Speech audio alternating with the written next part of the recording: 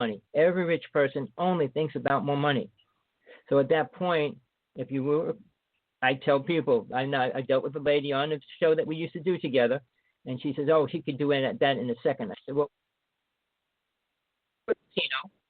win $2 million and open up 2 children's centers or something important. See, when people say they have the ability, if you have to say it, you don't have that ability. If you could do it, people would see it. I mean, if you walk down the street and all the cars levitated around you, they would see that. When Jesus walked through the streets, they could see the light coming off him. Children ran to him. I mean, they felt the energy. They could feel it from blocks away, and they would line up in the streets, not even knowing why. So there's abilities, and when astral projection, like even aura reading, is really important. All right, and that's the aura that radiates around a body, that radiates from the soul itself. That color shows you everything about soul. And that's how you could read a person. It's not like you have to judge it or analyze it. Its color vibrates and tells you where they are emotionally, spiritually, and psychically. And I'm not saying it's wrong. That is a gift. And if you could do it, it's a gift to protect you. When you walk up to somebody and you see a black aura around them, a gray aura with all holes in it, you know they're a danger. All right? Meaning they're on drugs or they have negative energy, and it's about anger and hate. So energy is based on color as well. I mean, there's only 3 primary colors on this planet, in this realm. And the astral plane is 32, and then on the next realm it's 64. And the numbers keep doubling. And you couldn't imagine colors because we don't have them here in existence. When you can only mix 3 colors, you're only going to get those amount of colors. I don't know what the exact total number is. But again, the abilities can be used if you let them use themselves. I was empathic for almost 2 years. It was the most horrible time in my life. Being able to see with your inner eyes and hear a person's thoughts, what they're thinking and saying to themselves. I couldn't stop it. Everywhere I went. And I turned it down for a lot, but it was always there. And now you say, well, oh, that's your imagination. No, what I did, and I never believed it for about a half a year. I had to challenge one person a day. If I saw 10 people's thoughts and heard them and everything else, one person I would always challenge, either in the middle of the day or near the end of the day. Like I'm walking down the street, and this guy is saying, well, I'm going to get a motorcycle and do 100 miles an hour. And I said, do you think you're going to get a motorcycle today? And they would turn around and say, what? And they would freak out. And when you hit a person with truth, they freak out no matter what. And then, but the problem with it is why I had the worst time of my life. Out of all the souls, out of everybody I walked past, I never felt somebody saying, talking to God, or having the conversation, or having that kind of awareness. It's always about the job or work, a girl or a boy, this or that or the other thing. Where can I pick up drugs? Where can I do this? It was never spiritual.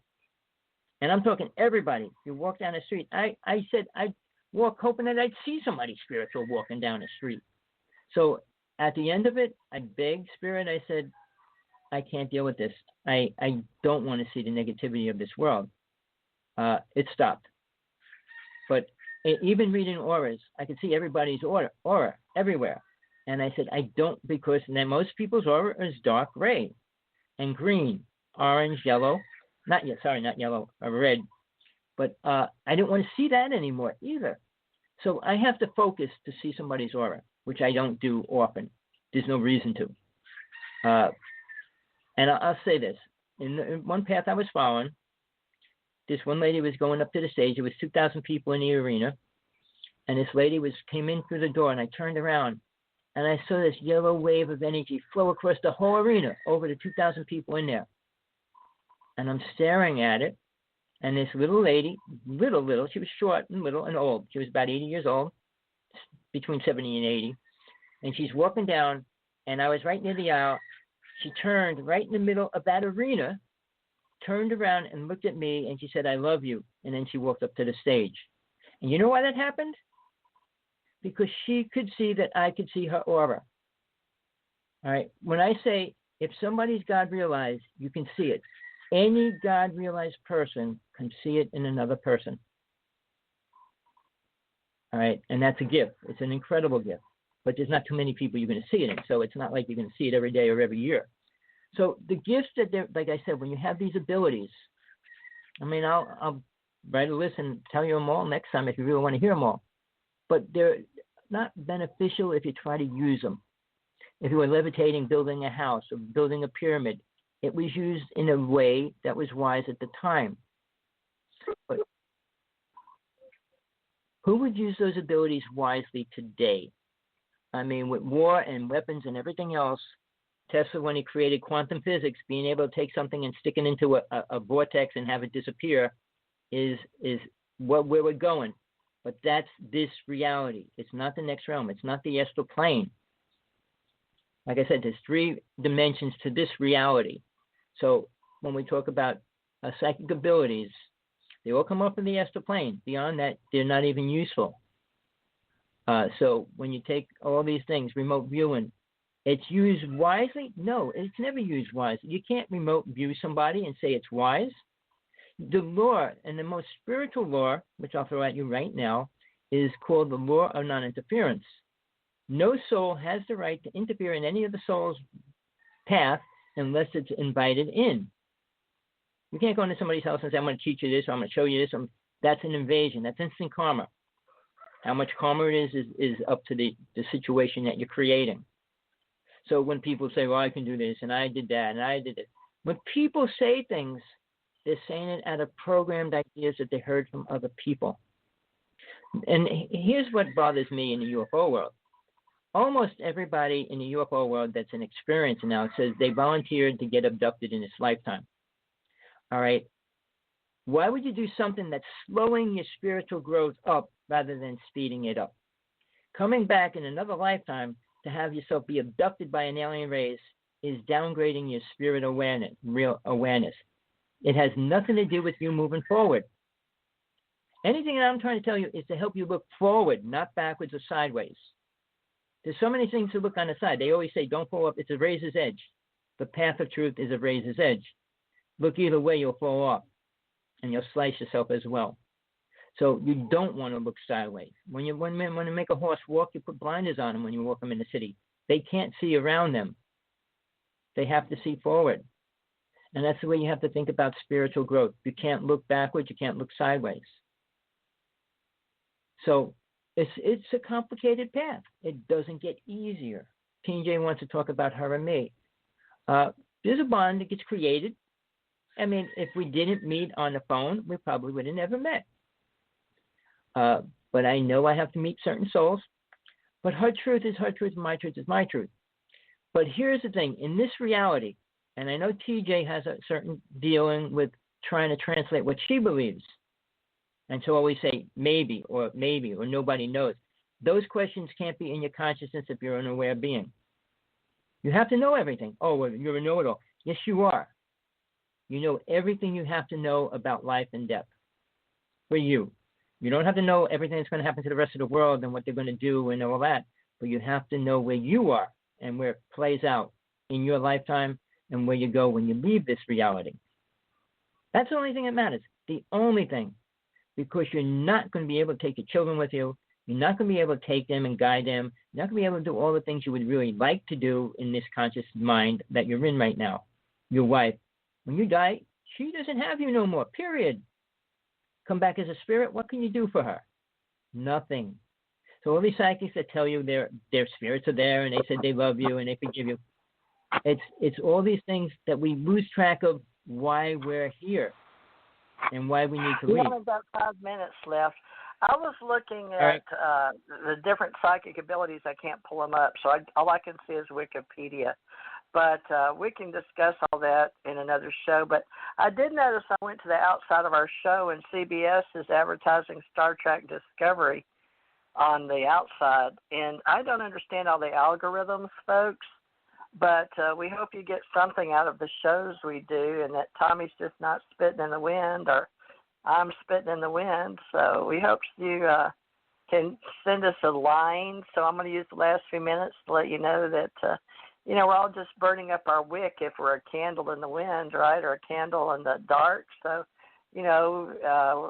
I would say that one little candle, because when I grew up as a little girl, I remember when if everybody lit just one little candle, what a bright world this would be. So I like things that make me feel good. I like good words. There's so much that brings us down, death and dying and people around us, that maybe it's not bad for them because they're passing, but so far the people I've seen pass and had to be there suffered, my husband and my daughter, and it wasn't good.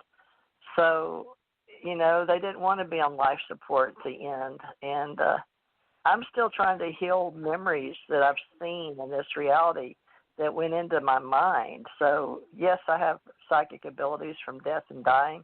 That's the only way I think I could have got them. But, Tommy, I want to make people feel better about if they have and if they need help in my group. So that's, if we've got clairvoyance, and I'm a precog and I know that, and I see things, I can see them in dreams before they happen, and then I live them out. I can see houses I'm going to live in, and I live in them. So I have all kind of firsthand intuitive thoughts and talents, and I've trained over 1,500 people. I lost the book, but I used to have all their names in Hawaii when I was training for 4 years and advertised, and people came to me. And then I have the Ascension Age. And the point was with Tommy was he came to me with Janet Carol Lesson, both of Hawaii, that had met and talked to each other. And, they both agree to disagree, but I love both of them, and they're both interesting. And all three of us are just uniquely different. But today I put Edgar Casey teachings on our show, Modesta, California, Unity Church, Ascension Center. And I also put that we like science fiction. I like Philip K. Dick a lot. A lot of people, I put Star Trekkers and Star Warriors. I put we share fandom in Star Trek and Star Warriors and space travel, but I don't see it on the outside because I did it while we were here. But that must be why now I can't get into it, but it must be why we have some advertisements. So everyone, please be aware that now where we are in this reality, that everything you say that comes out of your mouth, that goes into your smartphone, that goes into your computer, that goes into your tablet, that is you now. That is your avatar inside cyberspace. And you're being tracked by not just our country, but other countries, especially on these radio shows. So people know this. So you are the power of your voice, your thoughts, your words, your deeds. So if you can't help somebody, please don't hurt them. That's one of the Buddhist things, and the Dalai Lama said that. And I've always remembered that. So we've only got a minute. But, Tommy, tell people on our show, how can they reach you? Thank you, everybody. I give my first two books away free as an ebook. Get in touch with me, Hawksblood1, HAWKSBLOOD1 at AOL.com. If you want to talk directly, please Skype me, SK, Skype. And then just my name on that is Hawksblood2.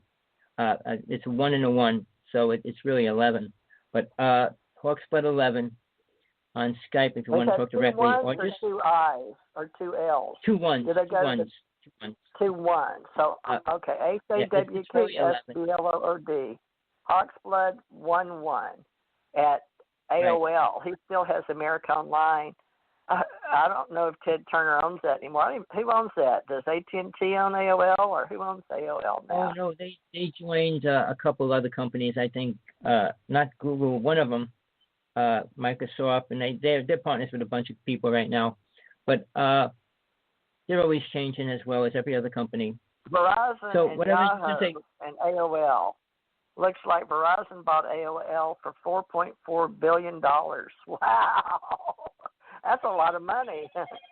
And then Verizon bought Yahoo for $4.5 billion in 2017. Yeah.